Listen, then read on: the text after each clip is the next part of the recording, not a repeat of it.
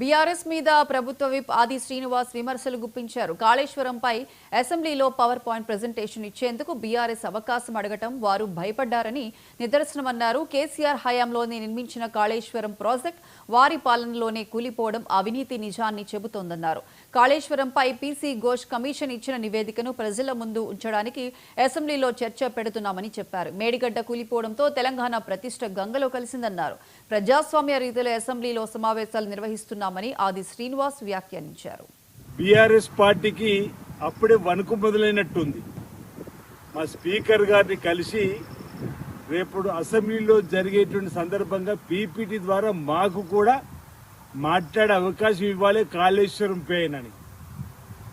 ఇప్పటికే మీ ప్రభుత్వ హయాంలో కేసీఆర్ గారే కర్మ కర్త ఇంజనీరు కాంట్రాక్టర్గా అన్ని రకాలుగా అసెంబ్లీలో పీపీటీ ద్వారా పవర్ పాయింట్ ప్రజెంటేషన్ ద్వారా కాళేశ్వరం నుంచి గొప్పలు చెప్తే ఏమైందో అంటున్నా. మీ హయాంలోనే కట్టిరు, మీ హయాంలో కుంగిపోయింది, బొంగలు పడ్డాయి కదా. ఈరోజు సుందిల్లా అన్నార బొంగలు పడిపోయాయి. ఈరోజు మేడిగడ్డ కుంగిపోయినటువంటి సందర్భం.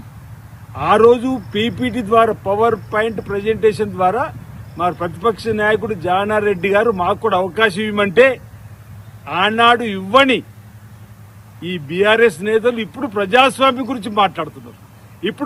ఇప్పుడు మీకు ప్రజాస్వామ్యం గుర్తుకొస్తుందా అంటున్నా. ఎందుకు ఈ వణుకు మీకు అంటున్నాం. పీసీ ఘోష్ గారి నివేదిక ఒక కమిషన్ అందులో ఉన్నటువంటి అంశాలను అసెంబ్లీ ద్వారా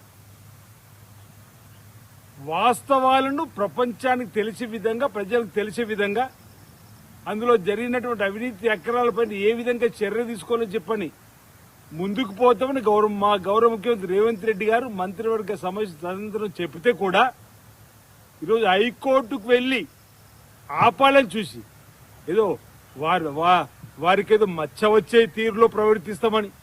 ఇప్పటికే మీకు పెద్ద మచ్చలు పడ్డాయి కదా.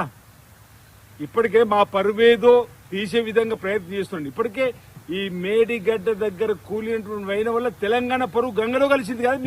మీ అవినీతి అక్రమాలతోని కాళేశ్వరాన్ని కామధేనుగా మార్చుకున్న సందర్భం, కాళేశ్వరాన్ని ఏటీఎంగా మార్చుకున్న సందర్భంలో చేయడం వల్లనే కదా ఈరోజు తెలంగాణ పరువు ప్రతిష్ట గంగలో కలిసింది. మీ వల్ల కదా అంటున్నా. బీఆర్ఎస్ పార్టీకి అప్పుడే వణుకు మొదలైనట్టుంది. మా స్పీకర్ గారిని